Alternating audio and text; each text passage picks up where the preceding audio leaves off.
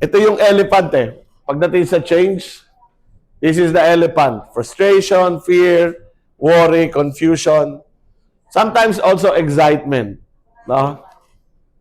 Sino rito yung, may mga tao ba ritong excitable? No? Yung laging nabubudol sa Lazada at sa Shopee.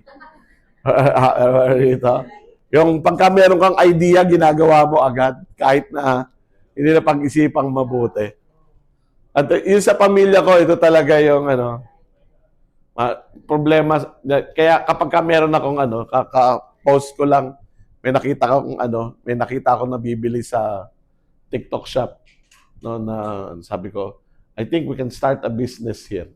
So yung mga reasonable person sa pamilya ko, ay sinabi na sa akin, maghinay-hinay ka lang. No? I get too excited. That's your elephant there. So pwedeng ganun din, ano? Some people get too excited with change, hindi nila naiisip yung implication ng change. But what you really need to be is the rider.